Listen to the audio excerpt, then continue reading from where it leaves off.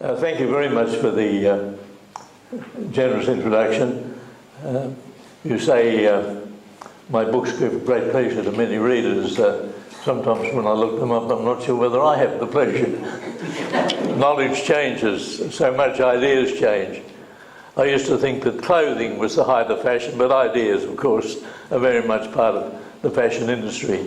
It's been great to be present today and to hear speeches on such a variety of topics. You learn so much, even if you've been interested in Australia and the world for a long time. My first book came out exactly 60 years ago, but there's so much I don't know about West Australian history and the history of the world, and it's therefore a great learning occasion, and the atmosphere is so civil. People speak to each other with courtesy. I've hardly heard a raised voice except when somebody says, morning tea's over. I thought I'd say something about some of the themes that have been developed today.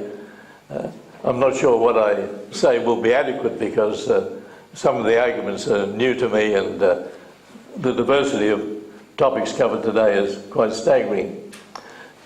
Before I go down to Australia, could I just say something about the world as a whole and the flow of ideas and the tendency to regulate or to deregulate? It's amazing the way the world can change, and I think the world is very hard to predict. I'm not sure. I think the world is more difficult to predict now than it was 50 or 100 years ago.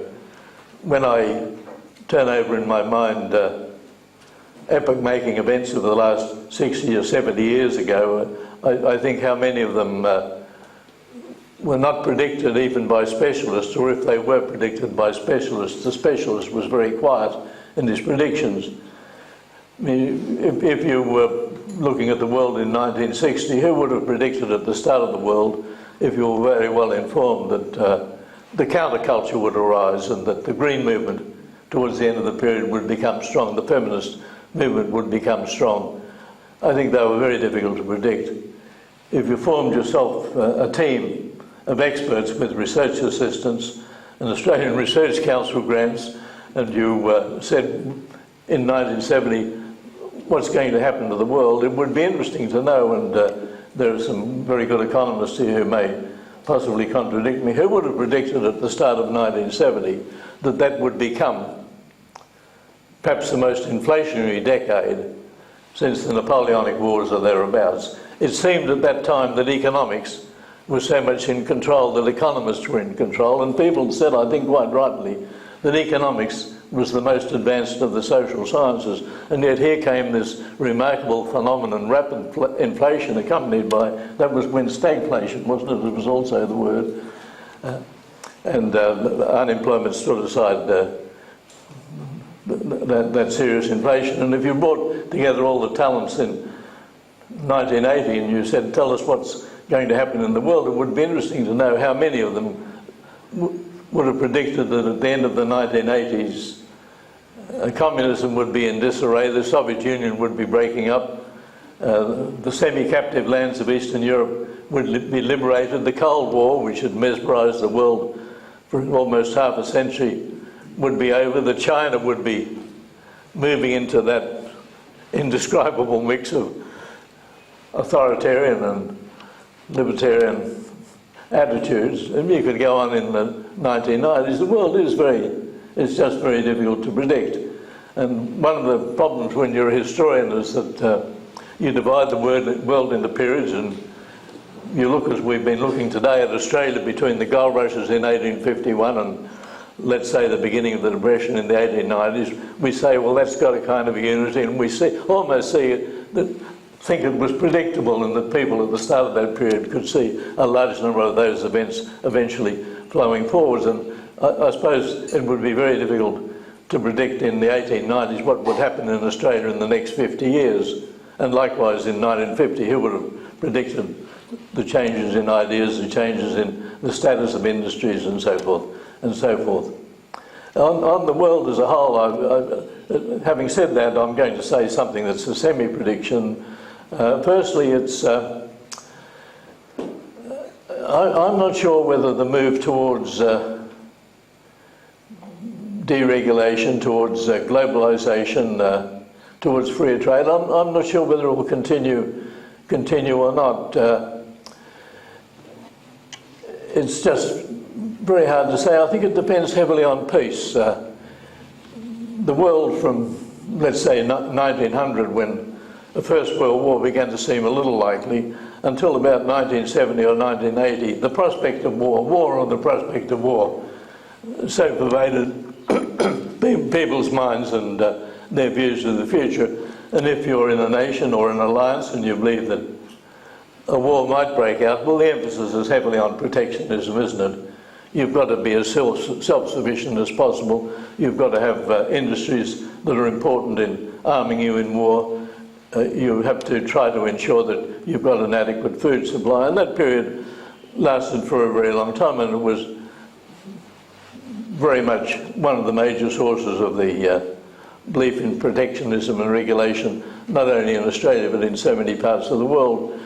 That era has ended, and we've had a period of relative peace, except for the recent events in the Middle East, and of course the militant Islamic forces that were prominent in the 1980s and 1990s and really showed themselves on September the 11th, 2001. But it's been a startlingly peaceful era, and I think this move towards deregulation that we see at present is heavily dependent on peace. And if the world should become more fearful and some kind of a war seems likely to break out, I don't see this present trend continuing. Some of you who are pessimistic may say, well, it's not a present trend, but I think there is a trend in the world towards the liberalisation of trade, towards less regulation, less protectionism and so forth. My own view is that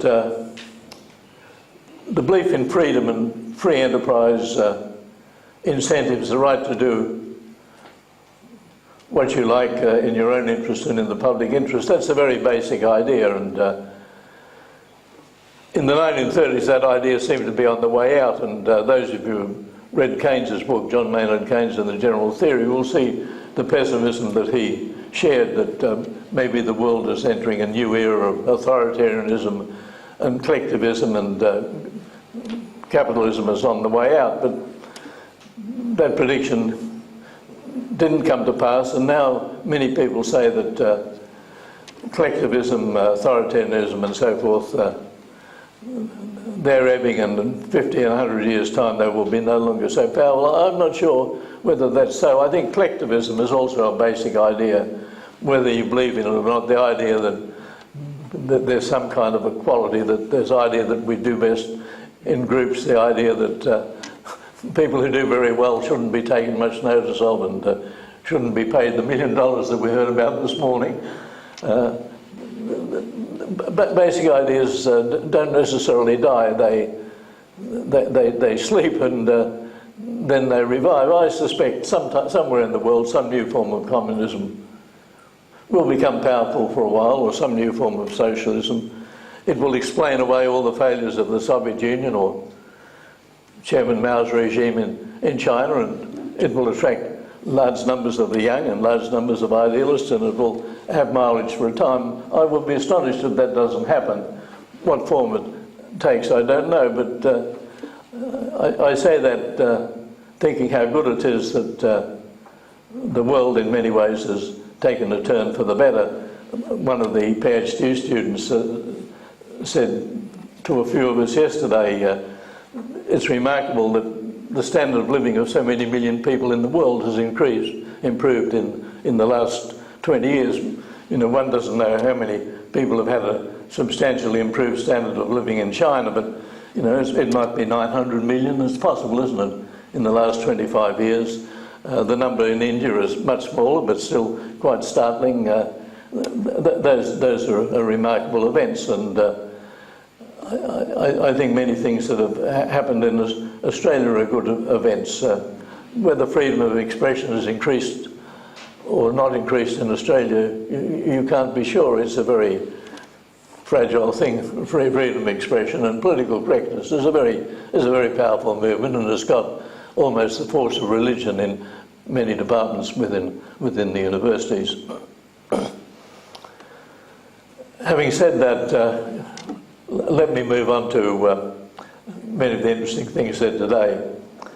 When William Coleman told me he was having this conference and he would invite me, thank you very much, it's a great pleasure to be invited, and he outlined that I wasn't quite sure of the territory he was pegging out and the causal arrangements that he saw surrounding or underpinning that territory, but when he spoke today and then when people joined in the theme, I could see the territory that was pegged out, and it to me has credibility, the general idea. There are various unusual or unique things about this nation, and a considerable proportion of them were pegged out and outlined today in his opening words, and the other speakers took them up in various facets, so that we really had a feast of information and almost a glut of quasi-generalisations. Could I first, I had the yellow sheet and I wrote down what you said with some of the characteristics of Australia.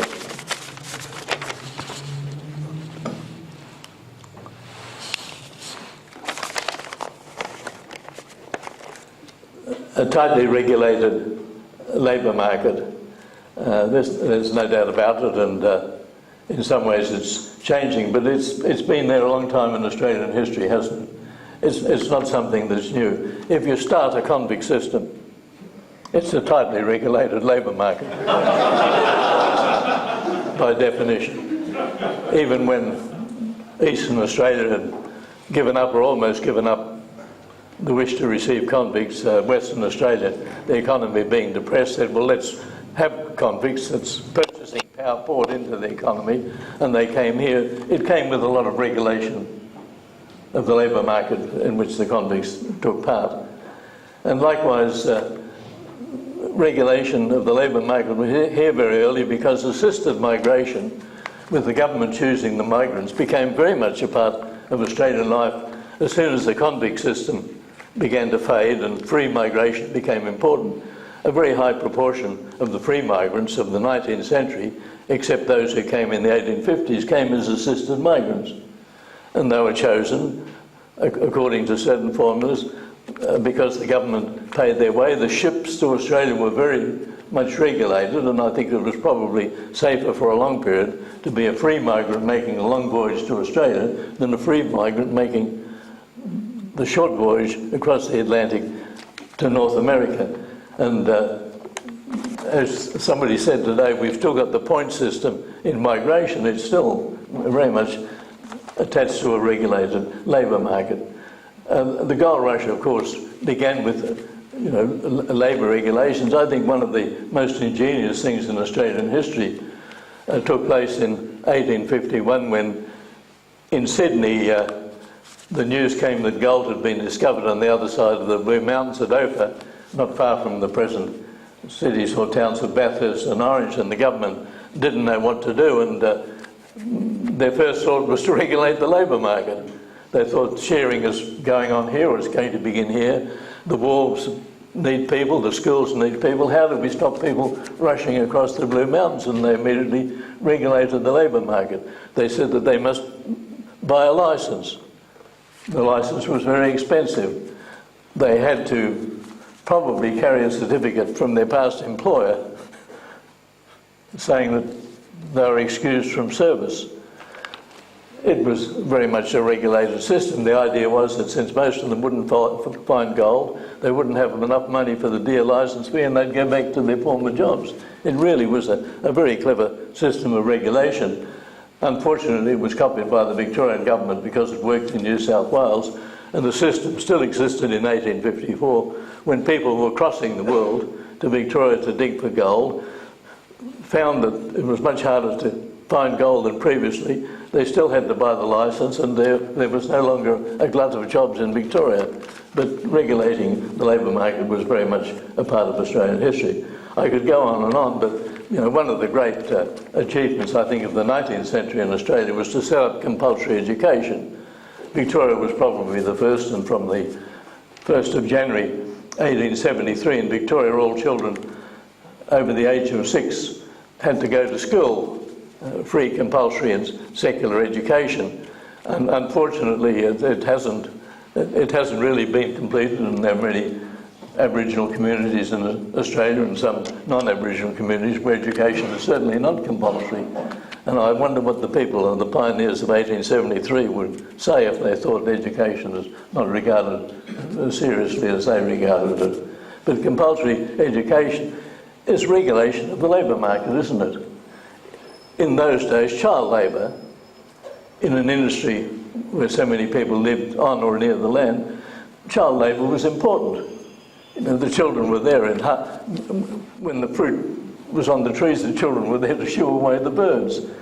When harvest was on, the children were there often to pick up the loose grain. When fruit picking took place, the children were there. In fact, child labour was so important that in many parts of Australia, schools were allowed to close at certain times so that child labour could be used. But compulsory education is a regulation of the labour market, isn't it, at the juvenile end? So it has a very long history, the regulation of the labour market in Australia. Likewise, direct taxes. I'm not sure what the first direct tax was in Australia, and I suppose people will argue what is a direct tax. Certainly, the gold licence, which was sold to each digger each month at high cost, was a direct tax, wasn't it? And that prevailed in the 1850s. The Victorian government, and it created almost a revolution in 1878, placed a tax on large landed estates. The big squatters had to pay a special tax. The first income taxes were introduced, and their direct taxes were introduced in the 1880s. I think Tasmania had a tax on dividends, amongst other things, and South Australia had, I think, the first income tax. And South Australia also introduced the Henry George tax. If you buy a block of land and the population increases and the amenities around the land increase and the value of the land goes higher, Henry George said, that belongs to the state. They've really given you the benefit and we're going to tax you for that increment. And South Australia introduced the single tax of the Henry George tax.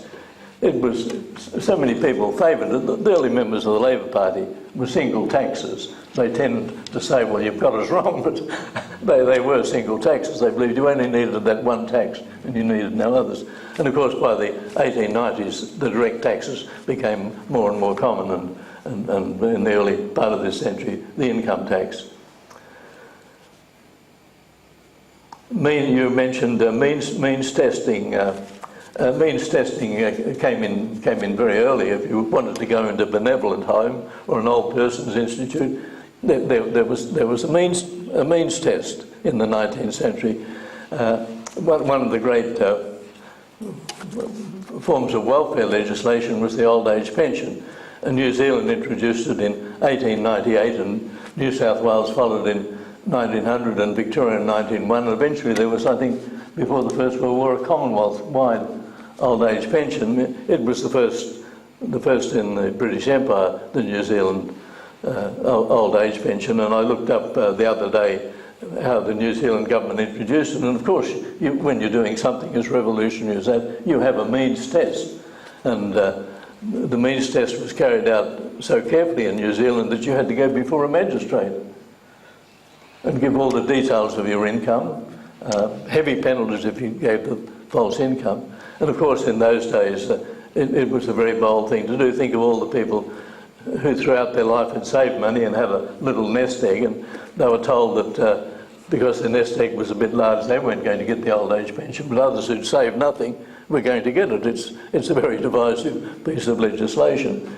And in New Zealand, they said you've got to, and this made it an inexpensive tax. Most of these reforms are inexpensive. They start out inexpensively, and then governments say we can do better, and before long you've got a fairly expensive system of taxation.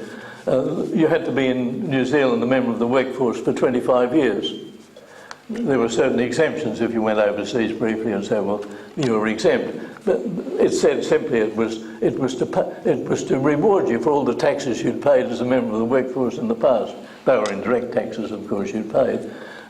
What they called the Aboriginal natives of New Zealand, the Maoris, were entitled to the old age pension as long as they weren't recipients of some other form of government aid.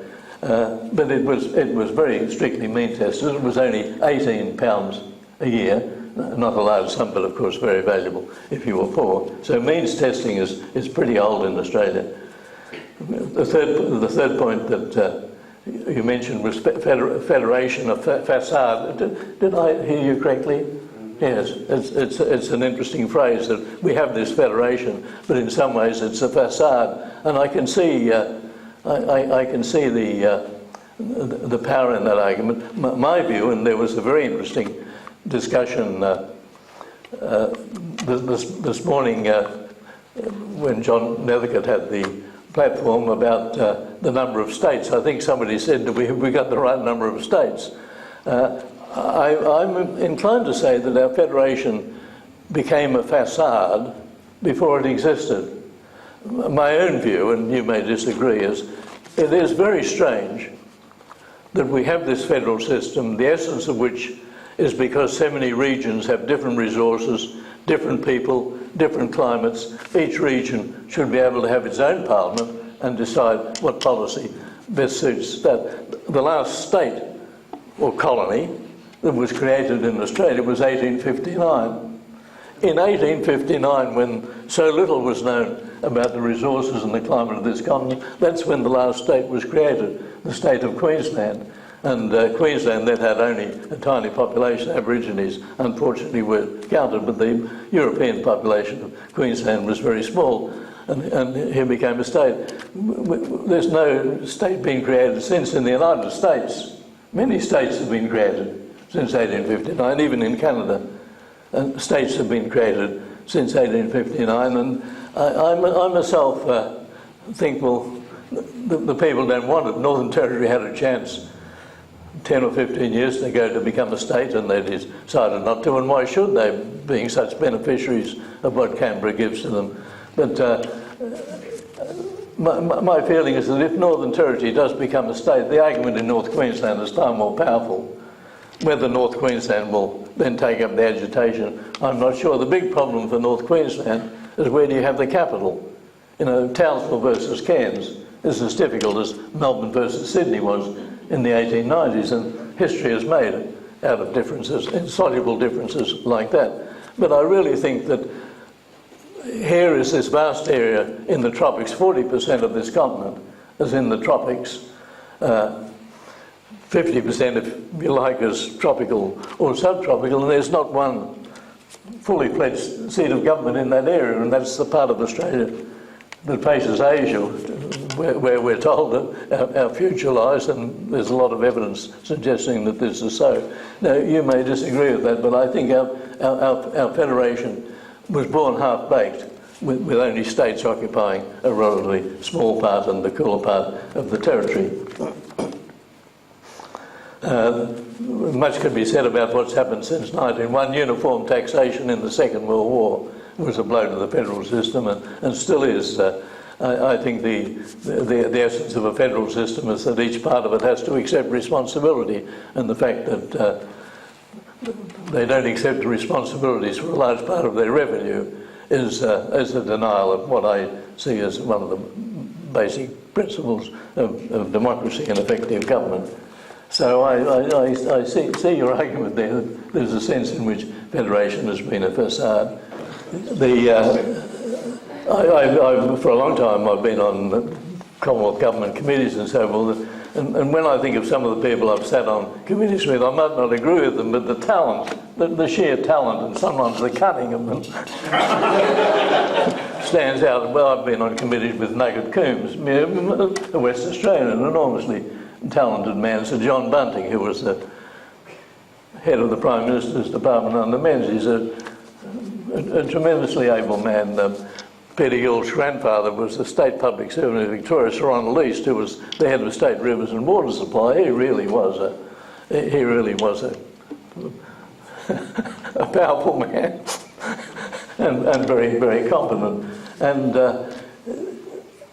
our first governors, in some ways, were bureaucrats, weren't they?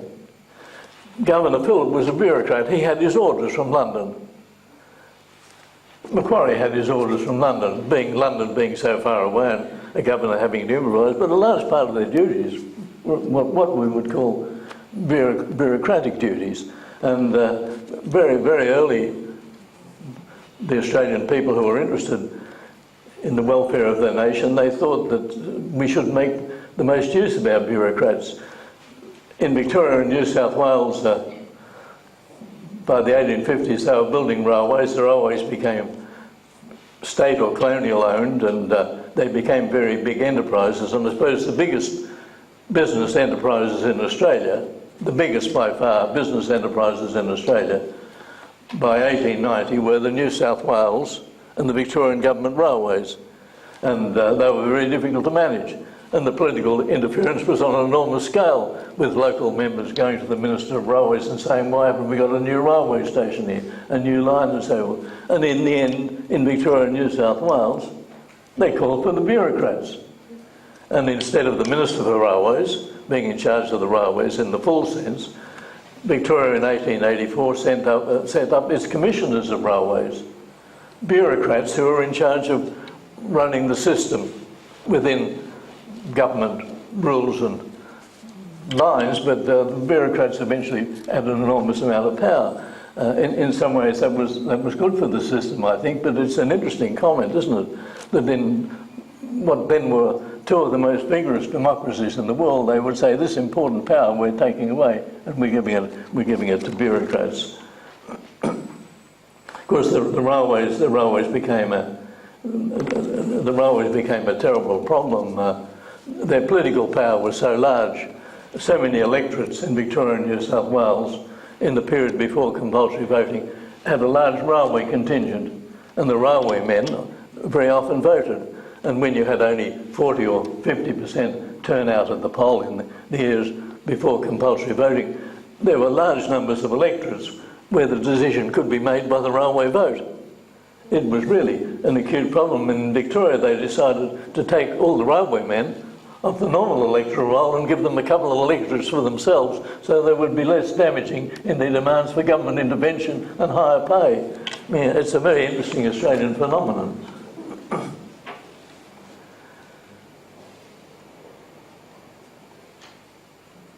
Electoral oddities.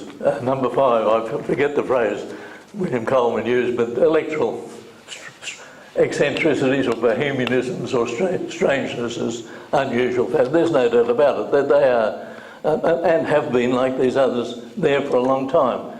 I mean, so many of these facets have been here for a long time and then are accentuated in the 20th century. Australia started with most unusual electoral ideas, and some of them are still here.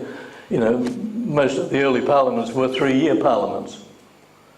The federal parliament is still a 3-year parliament. A 3-year parliament was a very revolutionary idea. The Chartists wanted 1-year parliament, but Victoria and New South Wales and other states settled this. What's West Australia now, the Legislative Assembly? Is it 3 or 4 years?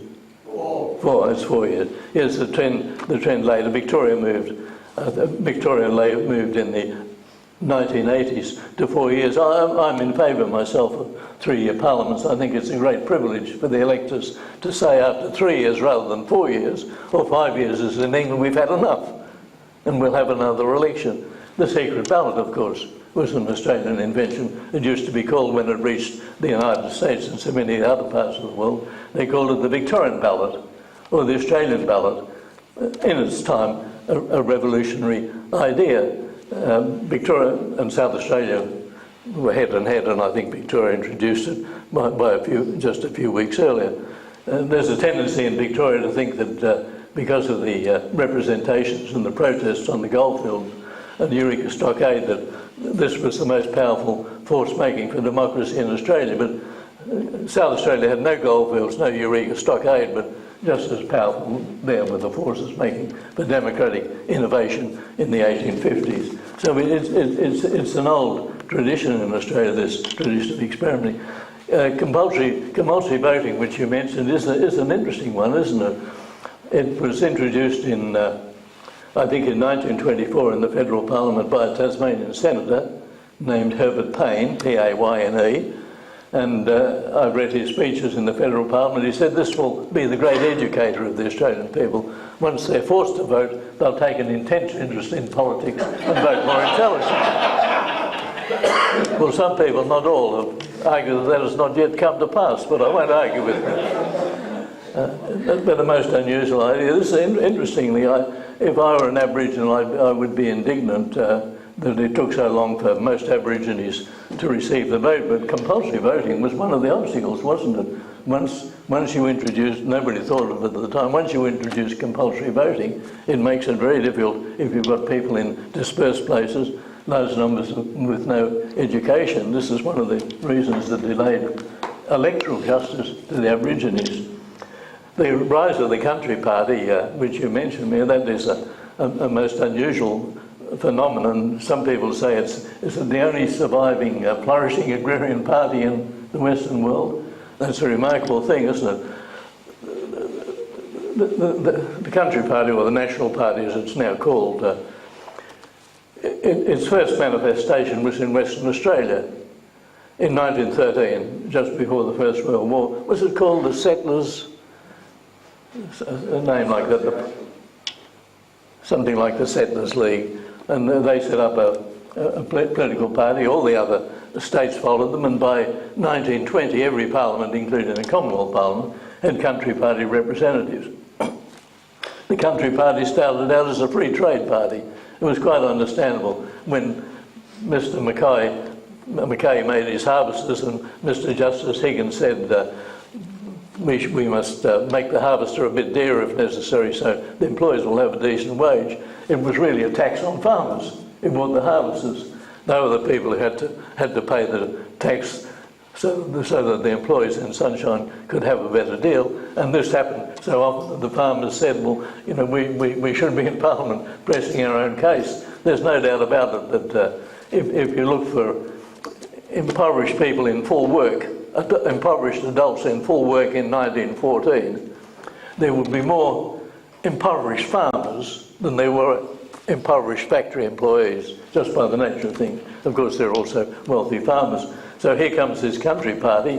It's a time when more and more Australians are going on the land, and I think it's the late 1920s, is it, that we reach the peak with 25% of our workforce in rural industries. So here was this powerful voice, but not an organised voice in Parliament, and before long they had so many members in the Federal Parliament that they formed a coalition with the Liberal, what we would now call the Liberals. Earl Page was the leader of the Country Party. Stanley Melbourne Bruce was the leader of the Liberals. It's a sign of how strong the Country Party then is. It was called the Bruce Page government. Not the Bruce government, the Bruce Page government, because the Country Party was so important. And this, as William Coleman says, became a distinctive feature of Australian politics. It became, later it became a generally conservative party, but in the 1920s and 30s, when rural prices were low and seasons were often unfavourable, the Country Party was a radical party, aided by the arrangement of electorates, I suppose what you call a gerrymander. They were very strong in Victoria, which of course had very powerful rural industries. And the Country Party ruled in Victoria from 1935 to 1945, the most industrialised state in Australia then, being ruled by the Country Party with farmers as its representatives. And why did the Country Party stay there for so long? Because for 8 of the 10 years it was supported by the Labor Party. In other words, conditions on the land were so difficult that the Labor Party and the Country Party competed for votes, and the Labor Party thought the Country Party are much closer to us than the Liberal Party. It's a remarkable story, isn't it? Just one brief comment, you may disagree. I must watch my time, which I have no intention of doing, but I will. I think the coalition between the National Party and the Liberal Party has probably been the most successful coalition in the history of modern democracies. I stand correction in that. A coalition is a very difficult arrangement. It's a very difficult arrangement, especially on policies. They have conflicting views, and we see, the difficulty Ms Gillard had as Prime Minister when she had virtually a coalition with the Greens. The Labour Party has had very little experience of running coalitions or quasi-coalitions, and it was, no matter what other factors were there, it was an incredibly difficult experience for her. I mean, the Liberals and the Nationals went through that difficult experience in the 1920s and the 1930s. One reason why Mr Menzies came back the second time as Prime Minister from 1949 to 1966 was that he learned to work the coalition. And the National Party, much stronger then than it is today, and Menzies got on very well, and that really has been a powerful coalition. The sign that it's broken down is that the two powerful independents, Mr Windsor, was it? Yes. And the man from Port Macquarie?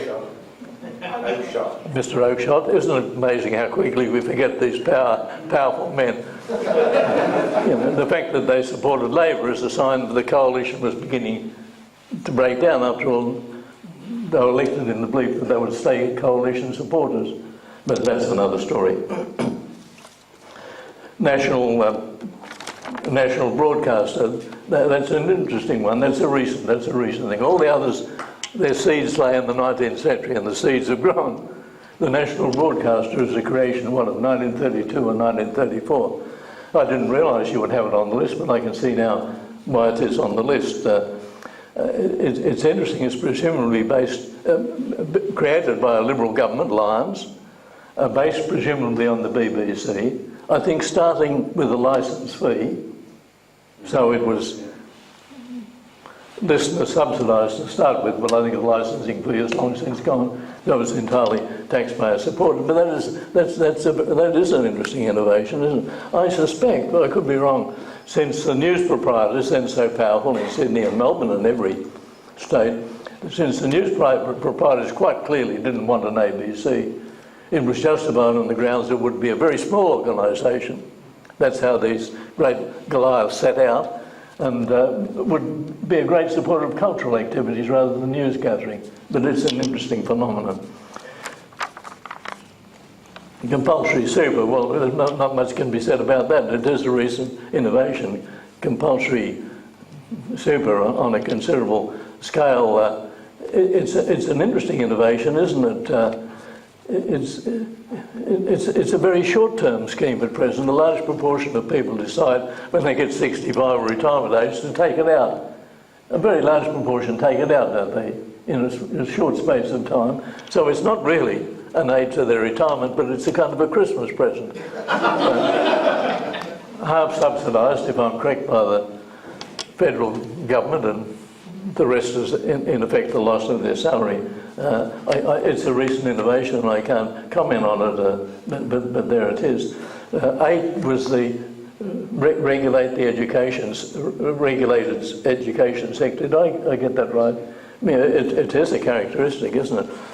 Once you have compulsory schooling and the state is the main provider of the schools, it's very much a regulated system. The state schools in all the states, understandably, were heavily regulated, and I suppose that's the only way you can run that kind of system. What is the surprise is that when universities ceased to be the place for very few students and became extremely popular as they are today, and a surprising proportion of the relevant age groups go to them, it's interesting that sector has become so regulated.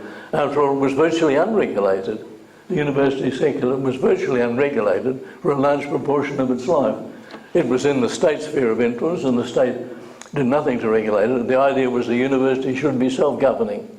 that so many of the issues should be left entirely to the teaching staff, the professors and the academic board. Other issues should be left to the council, and the council consisted, at Melbourne certainly, mostly of graduates who stood for election and were elected by their peers. And now we've got this remarkable system with heavy government interference, and one can only come to the conclusion that the Vice-Chancellors like the government interference. I mean, if they didn't, they're such a powerful lobby with such access to means of communication that I don't think it would exist today. But I suspect, I hope there are no Vice-Chancellors here, I think they're all at their graduation ceremonies. The advantage of being bossed by Canberra is that it's better than being bossed by an elected council. And I might be completely wrong. And finally, this wasn't, and it's an interesting list, isn't it? Nearly all those activities have their seeds well in the past. The 20th century has expanded them, but they've been there for a long time as part of Australian activity and Australian history. Could I just comment on one other, Professor Pomfrey in this most interesting talk, which made our mouths water when we saw what these golfers and surfers, God bless us, were earning just for going out for a swim occasionally. The spectator sport is I think one of these unusual facets of Australian life. I think spectator sport in Australia, this was the first country in the world where spectator sport became an obsession, and women were a considerable part of that obsession. And even then, spectator sport depended to some degree on subsidies. They all began on public parklands, all the cricket grounds on public parklands. The league football grounds were on public parklands. Here was the land, here was a country with cheap land, enormous amounts of land in the centre of the cities, and spectator sport is essentially belongs to the urbanised sector of society, and it begins to flourish, and it's enabled, it's facilitated partly by the strength of the trade union movement in the cities. I mean, city people were paid very well by world standards in Australia by the 1850s, especially in the building industry. Miners were very well paid, a dangerous life, but very well paid. And there came a time when many of these people said, if we've got the alternative of having higher wages or shorter hours, we'll take the shorter hours. And you can't have spectator sport on any scale until you have shorter hours. You must have either the 8-hour day, and you must have a free Saturday afternoon or a free Wednesday afternoon. Australia in the 19th century was a Sabbatarian society. The Sabbath was holy. You didn't play games and organised sports. And so you had to have this powerful union movement, or it might not always be a union movement, who said, we're doing well, let's our next bonus be in shorter hours. So here is this same phenomenon expressing itself in part in the rise of spectator sport. Of course, it's only in the last 20 years that these great stadiums have been built, and the colleges of sport with all those fellas running around and not even paying hex, even when they finish their surfing career. That's left us all with an astonished look on our faces. I must conclude. So it's been a fascinating session. We've heard so many interesting speeches. We've been given so much to think about. Just one last change, if I can just briefly say. If you look at the individual industries, manufacturing loved protection. Manufacturing had to have protection because even though we had the natural protection of distance from Europe, so many industries could not exist unless there was a tariff against imports.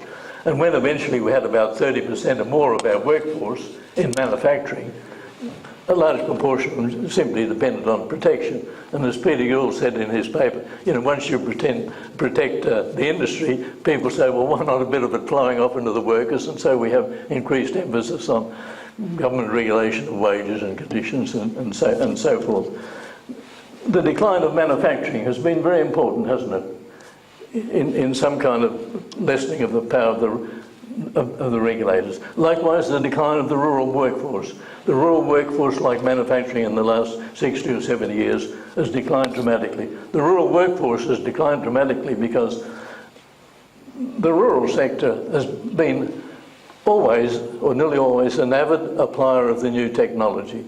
And so fewer and fewer people are needed in the rural sector, and here's now this relatively small sector of the workforce represented in only in a small national party. Interestingly, the mining industry is the one that's broken loose. It wasn't startlingly interested for a long time in questions of protection or free trade. Only that section of the mining industry that ceased to be miners and moved into steel and heavy industry like BHP, they became interested in protection. But by the 1970s, even BHP were thinking of moving out of steel and were in export industries where they had to compete on the world market. And suddenly mining had been transformed, and that's an industry which receives at the moment virtually no subsidy.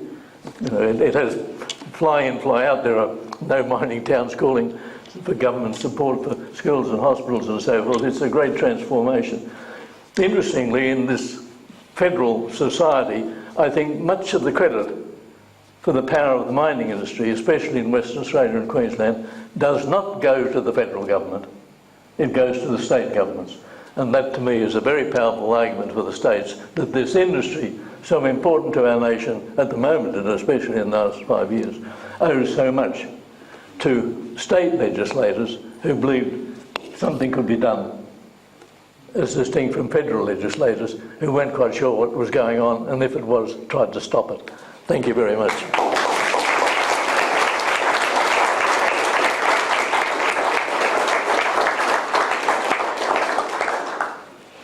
Geoffrey, I'd like to receive your question. Who would like to start? I've got a large sum of money, a subsidy for the first question. We promise that your PhD will land you at Ballarat. Yes. On that last point about the state governments and the decisions they've made, where do you rate the decision in 1960 by the Menzies government under pressure from David Brand and Charles Court to lift the iron ore embargo? Well, that was there could be no big iron ore industry in Australia until that decision had been made in 1938. I think that was the date the Commonwealth government banned the export of iron ore from Australia henceforth. It was believed then that we didn't have large reserves of iron ore, and BHP, as the only steel maker in Australia, said, well, if we haven't got large reserves, we want them. What's more, a Japanese syndicate at that time was on Yampi Sound, and the Japanese had to be got rid of, so the ban was placed on the export of iron ore. I think it was a very simple and tactful solution in 1938 before the Pacific War began, but the federal government took some moving to remove the ban on the export of iron ore largely from Western Australia in 1960. Means the government had the same attitude towards uranium, and when it became clear in the 1960s that Australia might become one of the world's great uranium producers, and of course now we've got 40% of the high-grade uranium ore in the world, the federal government said we must keep it for ourselves. Well, if you keep it for yourself, there's no point in exploring. If it's got to be there in reserves, why should anybody find it? There's nothing they can do with it. And it took some time. Mr. Fairbairn was the Minister for National Development. It's an interesting comment, isn't it, that we had a Minister for National Development in those days. You couldn't have a Minister for National Development with a powerful Green minority. And so we don't have Ministers for National Development anymore. It was a prize portfolio. Fairbairn, as Minister for National Development, had that idea. We must keep these minerals in the ground. Well, if you keep them in the ground, there's no point in searching for them and developing them.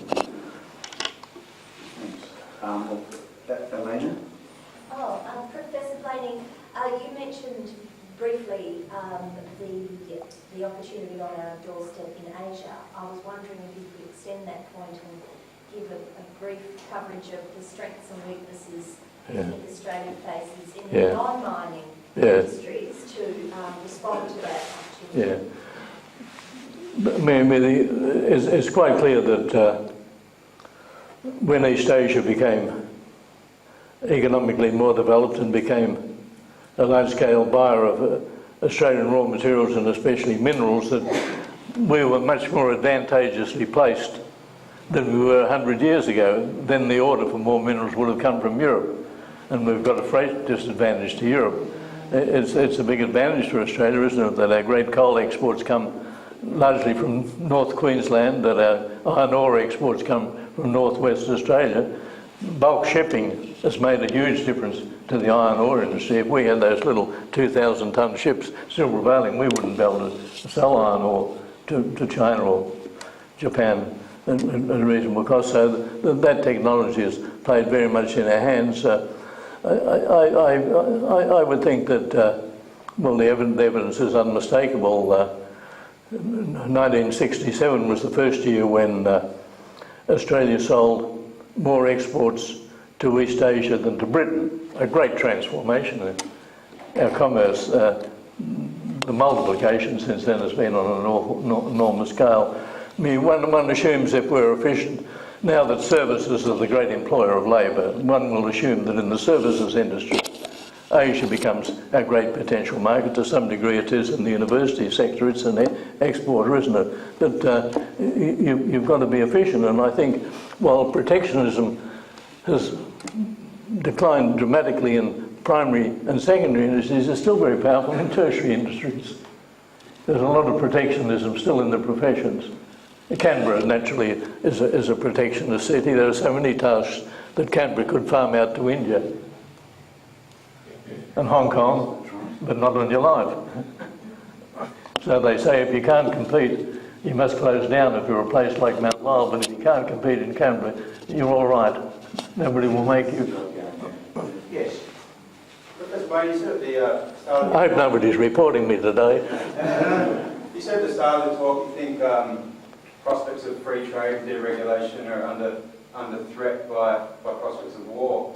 How true do you think the converse is true insofar as the old saying goes that if goods don't cross borders, armies will? Do you think that there's a hope that the free trade that we've seen in the last few decades will help to at least postpone or undermine the threat of conflict? Yeah.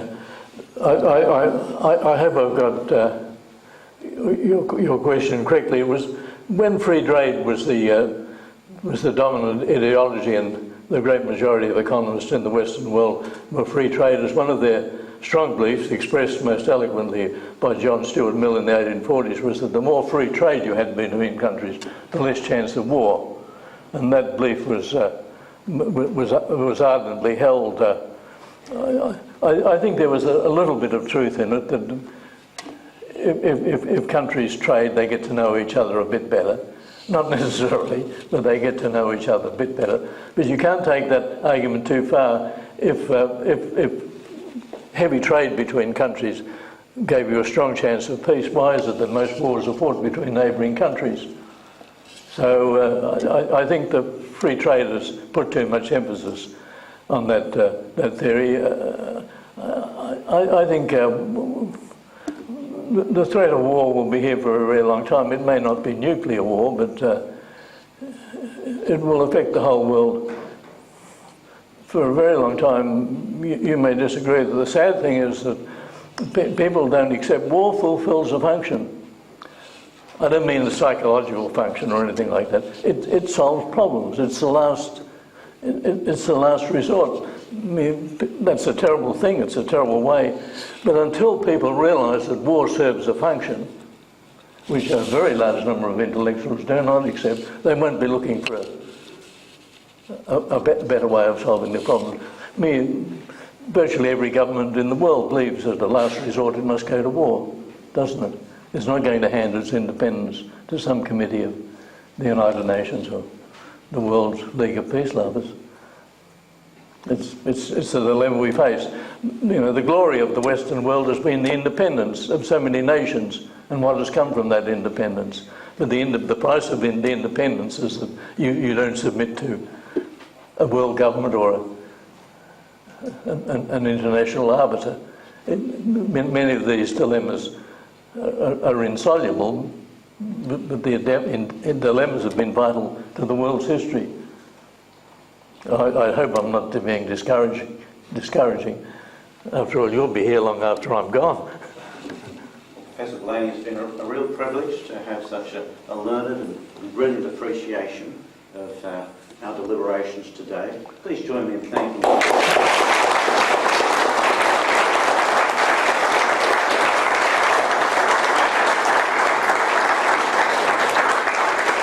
That concludes the formal proceedings of today. Drinks will follow, and at those drinks there will be some careful thanks for the many people who have made this fabulous event possible. But just before we go to the drinks, I think it would be appropriate we all express our appreciation of Ron Manners for making this.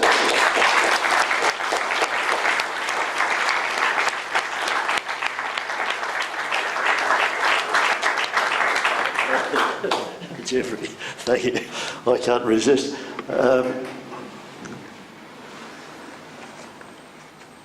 This is a great joint venture between Mannkal Foundation and the University of Notre Dame, and I must say it's a fantastic joint venture because Notre Dame and Greg and William do all the meticulous planning and all the work, and Mannkal just sits back and does absolutely nothing, and we get 50% of the thanks. It's just a fantastic joint venture. Mannkal has so much confidence in Greg and William's organisational skills that we are already looking forward to next year's event, which I'm sure will be even bigger and better. Now, I'll also take this opportunity of mentioning just a little commercial on Mannkal. You can see from our banner there that our motto is, because ideas matter. Ideas are extremely powerful, and today has been about ideas. And if each of us can take away just one idea and do something with that idea, we all have the ability to change and benefit our nation tremendously. Now, we've been thinking and talking a lot about ideas. Recently at Mannkal we've come up with one particular individual who, if anyone deserves the credit for Australia's prosperity in the last 30 years, it's probably Bert Kelly. But I won't tell you anything further about Bert Kelly because that'll come out in next week's Mannkal's E-Focus coming out. And we were also researching an individual who's probably responsible for Hong Kong's continued prosperity in the last 30 years, and his name is John Cowperthwaite. Nobody's ever heard of him. He was a public servant, and Geoffrey, you mentioned the bureaucracy and the public servant. His main contribution to Hong Kong was that during his 10 years as financial secretary there, from 1961 to 71, he refused to send any statistics back to his political masters in the UK. He just refused. He knew, and this was his idea, he knew that if he provided them with any statistics at all, they would be tempted to interfere with Hong Kong's free market economy. And he wasn't going to take that risk, so he gave them no information with which to inflict their central planning on Hong Kong, because Cowperthwaite could see the damage that it had done to the UK. So he wasn't taking any chance. These are the power of ideas. Now, also, I've got a great opportunity now to introduce Paul McCarthy, who's our new Mannkal CEO, and you'll be hearing a lot of Paul from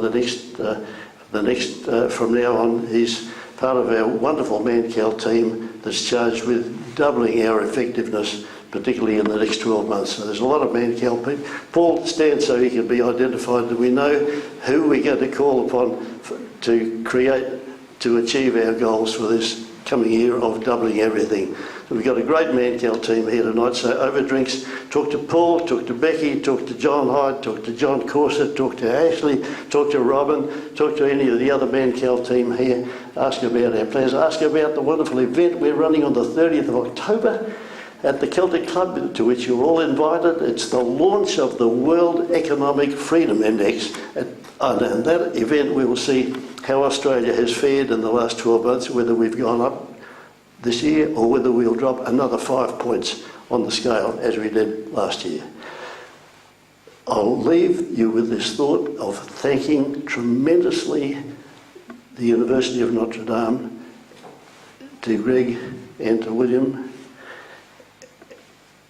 and most particular to the fantastic lineup of star speakers we've had today. Thank you so much.